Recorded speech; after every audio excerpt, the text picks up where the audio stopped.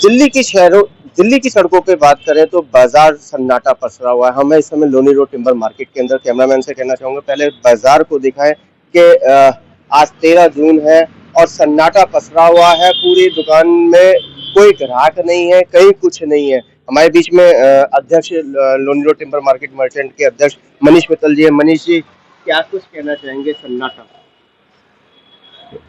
Loni road का क्या पूरे मैं तो मानता हूँ कि पूरे भारत में सन्नाटा पसरा पड़ा हुआ है। और लोनी रोड पे तो जब आप अनेकों अनेक चीजें देखते हो तो आप देखते हो कि लोनी रोड पे ये जो थ्री व्हीलर चलते थे सवारी वाले, ये मैंने इसकी एवरेज ली हुई है। हर एक मिनट के अंदर करीब 3 3 व्हीलर निकलते हैं सवारी वाले। आप बिलीव करना, सन्नाटा इतना पसरा हुआ है कि वो 3 व्हीलर भी 10 मतलब 1 मिनट में शायद एक भी 3 व्हीलर नहीं आ रहा है। जो 1 मिनट में 3 से 5 3 व्हीलर आने की एवरेज थी, वो आज एक भी नहीं आ रहा है। इतना पूरा सन्नाटा हुआ, कुछ नहीं है। इसके पीछे कारण क्या है? समर वेकेंट चल रहा है वो कारण है, गर्मी है वो कारण है? नहीं, गर्मी तो देखो अभी मौसम भी ठीक है, कोई ऐसी वो नहीं है। 2 3 दिन गर्मी रही आप यहाँ पे, परंतु जो स्थिति यहाँ पे बाजार में ना, व्यापार नहीं है, कस्टमर नहीं है। अब उसका रीजन बिहाइंड जो है मल्टीपल है। कुछ लोग कहते हैं कि ना बाजार से कैश गायब है, कुछ लोग अलग अलग तरीके की वो युद्ध की बातें कहते हैं। कोई हमसे बातें करता है कि क्या नाम बाजार में स्थिति क्या नाम अलग अलग तरह की भ्रांतियां हैं। कि कोई कहता है कि लोगों ने चांदी में पैसा लगा दिया, कोई कहता है सोने में पैसा लगा दिया, मंदा आ गया, या ऑनलाइन है। तो वो अलग अलग तरीके की भ्रांतियां है। पर लेकिन पिछले 6 महीने प्रत्येक बाजार के अंदर में इतने क्रूशियल हैं कि आप यकीन मानना कि हम घर में बचत की तो बहुत दूर की बात है, तनख्वाह और दुकान के खर्चे वो हमारे एसेट्स में से जा रहे हैं। जितना मेरे पास स्टाफ है, या मेरी दुकान के बिजली पानी के जो खर्चे हैं, या आने जाने वालों के खर्चे हैं, वो हमारे सभी के सभी जो है आज की परिस्थिति के अंदर में क्या नाम सब जो है हमारे अपने एसेट्स में से हम लोग मैनेज कर रहे हैं। अगर आप आंकड़ों के हिसाब से भी देखें तो अप्रैल 2026 का जो रेवेन्यू था जीएसटी का, वो 2,42,000 करोड़ रुपए था।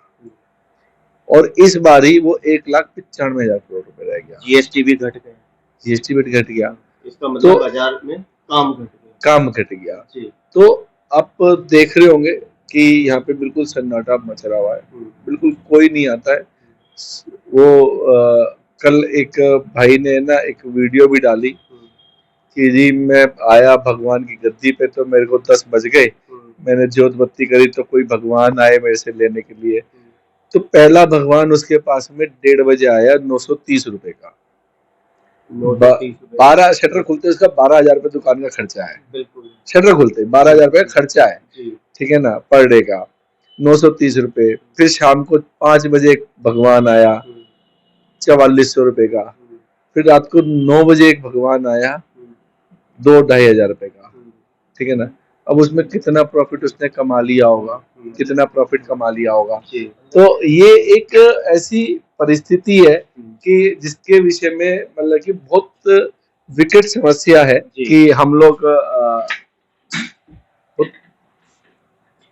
आंसू नहीं आ रहे हैं, आंसू नहीं आ रहे हैं, घर के खर्चे नहीं चला पा रहे हैं, दुकान के खर्चे नहीं चला पा रहे हैं। स्टाफ क्या नाम कहीं ना कहीं रिड्यूस करने की तरफ है, क्योंकि जब काम ही नहीं होगा, व्यापार ही नहीं होगा, तो कितना स्टाफ रखेंगे। लोनी रोड टिम्बर मार्केट में हमने बात करी, जो इनकी अपनी दुकान है उन्हें कोई दिक्कत नहीं, लेकिन जो रेंटेड पे है वो तो देखो बहुत ज्यादा अपनी हो या रेंट पे हो, है ना, आपको एक खर्चा तो चाहिए ऑब्वियसली। मैंने आपको बताया भी था, लोनी रोड पे 70% दुकानदार ऐसे हैं जो किसी भी सरकारी की तनख्वाह से आमदनी से बहुत कम उनकी आमदनी है। पिछले 6 महीने से स्थिति बेइंतहा खराब है। तो मनीष जी, ऐसे में सवाल ये खड़ा होता है, ये स्थिति कैसे सुधरेगी या सुधारने के लिए क्या प्रयास किए जाए? देखो, अभी कुछ समस्या बाहर है। ऐसी मंदी जो है 2012 में आई थी, 2012 में आई थी, अब 2026 में आई है ये वाली, 2025 से चालू हुई है, एक तरह से मान के चलिए लास्ट से, और 2026 में आई है। अब ये फाइनेंशियल क्राइसिस जो है, कोई युद्ध का उसका नाम देता है।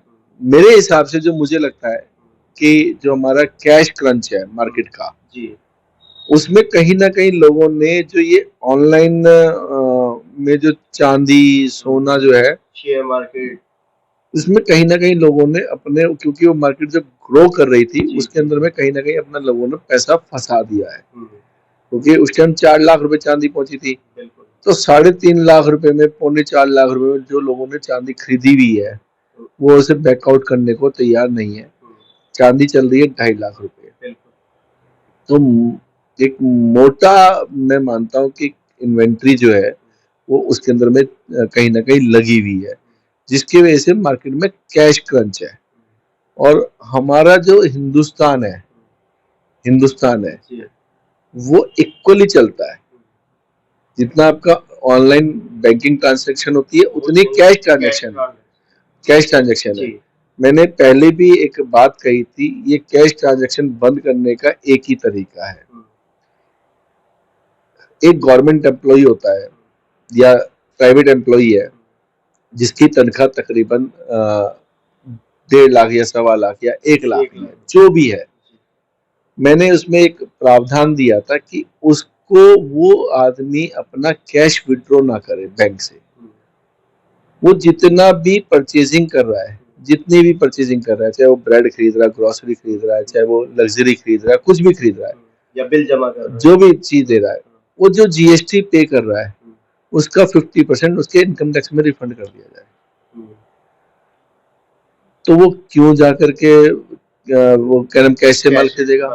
सही बात है। वो आकर के वो जो है डेफिनेटली बिल ही मांगेगा हर आदमी से, क्योंकि जब उसको पता है कि मेरी जीएसटी रिफंड होएगी। और बहुत सारे प्रावधान है जो करेक्शन की जरूरत है, पर लेकिन अभी तक हमारा जो हिंदुस्तान है वो कैश क्रंच पे डिपेंड करता है। तो अब कैश नहीं है मार्केट में, तो डेफिनेटली मैं मार्केट में जो है, क्योंकि रिटेल सेगमेंट पे मार्केट में मंदा पड़ा हुआ है। मनीष जी, ऐसे में आम लोगों की भाषा ये है कि आप कह रहे हैं बाजार मंदा है, लेकिन गाड़ियों में ई गाड़ी जो है उसमें वेटिंग चल रही है, स्कूटी पे वेटिंग चल रही है, लोग घूमने फिरने में कोई कमी नहीं आ रही है। अभी वो सब भी खत्म हो गया। गाड़ी वालों के फोन आने चालू हो गए, अच्छा, गाड़ियों पे डिस्काउंट आ गया, 1.5-2 लाख रुपए गाड़ियों पे डिस्काउंट है। जितनी भी लग्जरी गाड़ियां हैं उन पे सब पे डिस्काउंट चालू हो गया, ऑफर्स चालू हो गई, क्योंकि जब मंदा आता है तो सबके लिए आता है वो, और उनके लिए भी चालू हो चुका है। जो बड़ी बड़ी कंपनियां, जिन लोगों के मतलब कि वो लोग कभी उनके नखरे कितने थे, वो आज फोन करके बोल रहे हैं कि गाड़ी ले लीजिए, है ना, और इतना डिस्काउंट दे देंगे। तो मंदा सब जगह है, पूरे भारत के अंदर मंदा है। ऐसा नहीं है कि लाइन लगी हुई है कहीं पे, आज की डेट में कहीं लाइन नहीं है। मंदा तेजी में कब तक आसार लई घूमने फिरने की तो बात जरूर है कि कोरोना के बाद ये क्या चीज आई है कि हर आदमी जो है कोरोना के बाद में, हमारा हिंदुस्तान का टूरिज्म बढ़ा है, तीर्थ स्थलों की तरफ लोगों की आकर्षण बढ़ा है।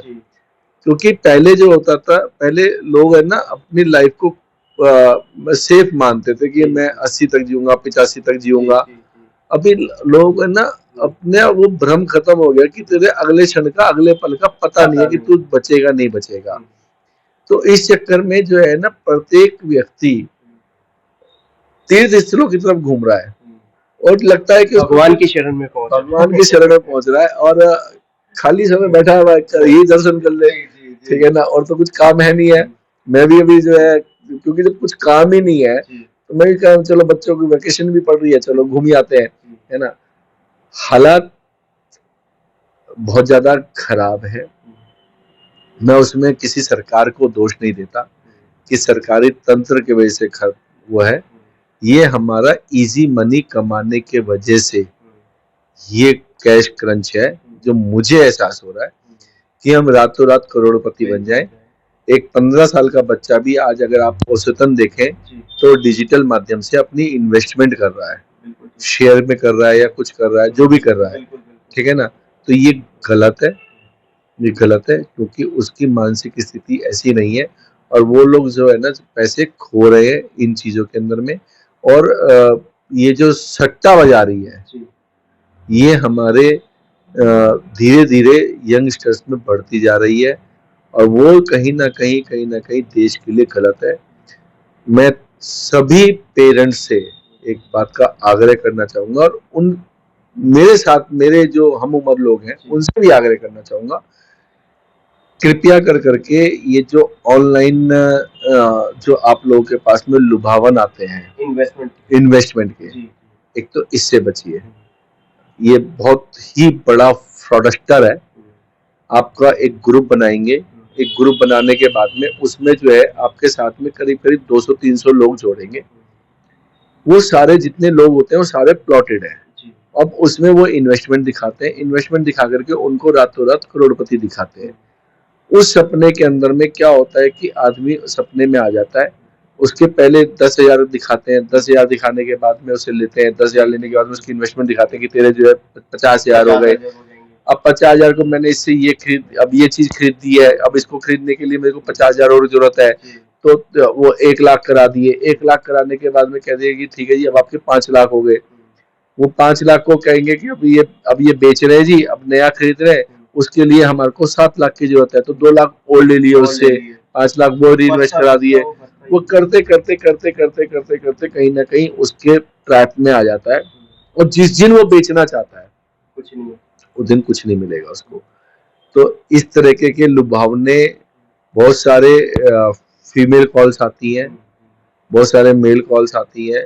आपको मैं विशेष तौर से बता रहा हूँ, बच्चों को अपने आप से ये बात का अवेयर कराइए कि इस तरीके की इन्वेस्टमेंट से बचे। और ये वाला जो सीन है, आप अपने घर के सब सामान बेच करके चांदी सोना खरीद रहे हैं, ठीक है ना, ये कहीं ना कहीं आपके लिए नुकसानदायक है। इन्वेस्टमेंट, बचत और सेविंग अलग अलग पार्ट है। मैंने अगर आज 100 रुपए कमाया है, 100 रुपए कमाने में मेरा जो 60% पैसा है वो मैं री इन्वेस्ट करता हूँ अपने व्यापार के लिए। बिल्कुल, अगर मेरे को 100 रुपए बचा है तो 60 रुपए मैं उसी व्यापार में लगाता हूँ कि ताकि जो है मेरे व्यापार की वृद्धि हो। 40 रुपए में से मैं 20 रुपए खर्चा करता हूँ, और 20 रुपए मैं जो है हमारे देश की जो सनातन परंपरा के अंदर में सेविंग करके ले जाता हूँ अपने आगे तक के लिए। पर लेकिन क्या हो रहा है कि आज की डेट में आमदनी तो है नहीं है, अपने एसेट्स और अपना और कर्जा लेकर के कि मैं करोड़पति बन जाऊंगा, दोस्त से मांग लिए, उससे मांग लिए, लोन ले लिया। लोन लेकर के लोग बाग गोल्ड खरीद रहे हैं, लोन लेकर के चांदी खरीद रहे हैं, बोर्ड लगे हुए हैं, कैश क्या नाम है, गोल्ड लाओ कैश ले जाओ। तो ये बहुत गलत सिनेरियो है। आप जो कमाई कर रहे हैं उसका एक मैनिपुलेशन बनाए, उसकी एक अपनी वो बनाए कि मैंने 100 रुपए कमाए तो 60 रुपए मेरे को जो है री इन्वेस्ट करना है, 20 रुपए मेरे को अपने खाने खर्चे के लिए चाहिए, और 20 रुपए मेरे को अपने आपदा के लिए संभालने के लिए रखने चाहिए। तो ऐसी अगर आप प्रावधान बनाएंगे तो डेफिनेटली देश में तरक्की आएगी। अभी क्या हो रहा है, क्योंकि नई जनरेशन सट्टा खेलने में लगी हुई है, आईपीएल मैच है, चांदी सोना, ये जो रील्स है ना, इंस्टाग्राम तो नहीं हुआ, मैं सब जितने भी सोशल मीडिया है इन सब ने, अभी जैसे हरिद्वार की देख लो, अधिक मास तो आता ही है, हर साल आता है, 2 साल में आता है, मेरे 2 साल में आता है, 2 साल में 4 साल में जो भी होगा, है ना, आता है। उसमें मावस आती है, ठीक है ना। इस साल हरिद्वार में पैर रखने की जगह नहीं है, सब लोगों को मावस पे नहाने जाना है। वो पता नहीं रील ने क्या सिखा दिया है कि है ना वो मावस पे हरिद्वार नहाना है, और वो सारी दुनिया हरिद्वार भाग रही है, ठीक है ना, वहाँ मेला लगा हुआ वहां मेला लगा हुआ है। अरे भाई ये लुभावने उसमें मत आओ, इसी लुभावने उससे ही हमारे यहाँ हादसे होते हैं, जी है ना, हमारे यहाँ चीजों का खराब होती है। मैं हमारी बात प्रारंभ हुई थी मंदी से, तो मैं फिर कह रहा हूँ आपको, जो मेरे को एहसास होता है कि मार्केट में कैश क्रंच है, कैश क्रंच है, लोगों के पास पैसे नहीं है देने के लिए, इसीलिए कोई भी आदमी, अब हमारा ट्रेड तो 100% लग्जरी में आता है भाई, अलमारी के बगैर तो सबका काम चल जाता है ना, बेड नहीं बनाएगा तो गद्दा डाल के जमीन पर सो जाएगा। तो हमारी तो स्थिति जरूरत से ज्यादा खराब है टिम्बर एंड प्लाईवुड वालों की, क्योंकि उसकी बेसिक नीड्स नहीं है, वे केवल एक दरवाजा ही तो चाहिए उसे लगाने के लिए, बाकी तो अंदर तो जो है सोफा हो तो फर्क नहीं, बेड हो तो फर्क नहीं, ठीक है ना, केवल एक दरवाजा जरूर उसकी बेसिक नीड है। तो हमारे टिम्बर एंड प्लाईवुड इंडस्ट्री में तो बहुत ही ज्यादा फर्क आया हुआ। दूसरा जो है, जो बाजार में तेजी आई है इस युद्ध के वजह से, 37% की तेजी है। 37% की किस चीज में तेजी है? रॉ मटेरियल्स, रॉ मटेरियल बढ़ेगा तो डेफिनेटली फिनिश प्रोडक्ट भी बढ़ेगा। 37 to 40% की हमारे ट्रेड में, लोहे किसी भी ट्रेड में चले जाओ, सब में तेजी है। वो तेजी भी एक कारण है कि जो एक बिल्डर का बजट था बाल बनाने का, और वो बजट उसका गड़बड़ा गया, उसने फ्लैट बेच रखा था फर्ज करो 50 लाख का, अब उसकी कॉस्टिंग ही 50 लाख आ रही है, तो कमाएगा कहाँ से? तो इसीलिए कुछ काम वो भी बंद पड़े हुए हैं। तो कहीं ना कहीं वैश्विक स्तर पे मंदी होने का कारण जो है वो ये जो रॉ मटेरियल, जो क्रूड ऑयल और इस सब की वजह से जो मटेरियल महंगा हुआ, वो एक कारण। दूसरा कैश क्रंच मार्केट में। मनीष जी, तेजी की उम्मीद कब से लगाई जाए? आसार क्या दिख रहे हैं? वो दोनों जो युद्ध लड़ रहे हैं ना, वो कृपया कर करके ना दोनों सच्ची बातें बोलनी चालू कर दे। वो कहते हैं अभी तो कहेंगे कि हम दोनों का फैसला हो रहा है जी, और आधे घंटे बाद ही दूसरे भाई साहब कह देते हैं कि मैंने ड्रोन से हमला, हाँ ड्रोन से। तो ये जो है, जब तक ये जो मिडल ईस्ट की तरफ और इधर की तरफ जो झगड़े चल रहे हैं, जो युद्ध चल रहे हैं, जब तक इस पे एक कंट्रोल नहीं होगा, तब तक कहीं ना कहीं आपको तकलीफ आएगी। अभी जैसे कल जो है 200 लीटर पे स्ट्रिक्ट कर दिया, तेल नहीं मिलेगा आपको, ठीक है ना। ऐसे कहीं ना कहीं आज बिजली के दाम बढ़ा दिए, आज बिजली के दाम बढ़ा दिए, तो ये सब असर हमारी अपनी जेब पे आना है, जेब पे आना है। और जब इस तरह के पेट्रोल 102 रुपए पे खरीद रहे हो आप, ठीक है ना, तो ये सब चीजों का जो हमारी जेब पे, जो खर्चा मेरा जो है आज से 5-6 महीने पहले जो खर्चा मेरा 50 रुपए था, आज वो मेरा 65 रुपए पहुंच गया, और डे बाय डे बढ़ ही रहा है। तो मेरी आमदनी तो, सैलरी तो किसी ने बढ़ाई नहीं मेरी, सही बात, सैलरी तो मेरी उतनी है, ठीक है ना, पर लेकिन खर्चा बढ़ता जा रहा है। तो खर्चा बढ़ता जा रहा है, तो मैं क्या करूंगा कि मैं अगर 4 ब्रेड के पैकेट खरीद रहा था तो मैं 2 खरीदूंगा। कुल मिला के फिजूल खर्चे पे रोक लगानी होगी। फिजूल खर्ची पे रोक लग चुकी है, और लगानी पड़ेगी, और लगेगी। लेकिन इसका मंदी से उभरने का समय तो शायद कोई जोशी भी नहीं बता पाएगा। हालात जरूरत से ज्यादा खराब है। अभी आप देख लो, अभी भी आप सामने दिख रहा है, कोई ग्राहक नहीं, ग्राहक तो छोड़ो, ट्रैफिक नहीं है। सबसे बड़ी बात है लोनी रोड, जिसे आप कहते हो कि यहाँ पे निकलने की जगह नहीं मिलती है, अब ये बिल्कुल एकदम सन्नाटा पड़ा हुआ है। आप देखो कितने स्मूथली ट्रैफिक चल रहा है, स्मूथली गाड़ी ही नहीं है, एक आधा स्कूटर निकल गया है, कुछ निकल गया, कुछ भी नहीं है, सन्नाटा एकदम पसरा पड़ा हुआ है। और मैं तो यही मनोकामना करूंगा कि भगवान सबको सुबुद्धि दे और इन मिडिल ईस्ट वालों को भी सुबुद्धि दे। ये युद्ध जो लोगों के अंदर में भावना आ चुकी है, उसको खत्म करे और विश्व जो है एक नॉर्मल स्थिति पे आए। ठीक है ना, सब कुछ सुचारू रूप से चले तो डेफिनेटली बाजार अपनी स्थिति पे आएगा, कंट्रोल होएगा और आगे बढ़ने का नंबर आएगा। अदरवाइज कितने लोग इस मंदे के अंदर सुसाइड कर ले जाएंगे अभी आप जानते नहीं है, क्योंकि अभी तक एसेट्स खर्च कर करके काम चल रहा है। अगर ये 6 महीने और निकल गया तो सुसाइड लोगों का निश्चित है इस तरह के की, क्योंकि पैसा ही नहीं है। बिल्कुल, सारी चीज पैसा ही नहीं है, तो ये जो है ना धीरे धीरे कर करके चीजों को मतलब कि मैं ये नहीं कह रहा हूँ सोसाइटी इन द सेंस की है ना, उसका घर में बैठना एक व्यापारी का जो जिस तरह की वो जिंदगी जी रहा है वो उससे वापिस होना, ठीक है ना। अभी मैं एक काम कर रहा था तो आप बिलीव करना कि वो मजबूरी में कर रहा हूँ, लेकिन मन नहीं अंदर से, कारण ये समझ में नहीं आ रहा कि 6 महीने बाद पैसे कहाँ से आएंगे। बिल्कुल, पैसे कहाँ से आएंगे। व्यापारी से भी मेरा एक ही आग्रह रहेगा कि खाली समय के अंदर में अपने दिमाग को शैतान ना बनाए, ध्यान करें, सुबुद्धि से रहें। ये समय आया है तो कटेगा भी जरूर, खराब आया तो अच्छा भी आएगा ही आएगा। कहीं भी किसी भी प्रलोभन में ना घुसे, किसी भी तरह के इस तरह के ऑनलाइन फ्रॉड्स में ना घुसे। ध्यान रखें, समय मंदे का है परंतु निकलेगा जरूर।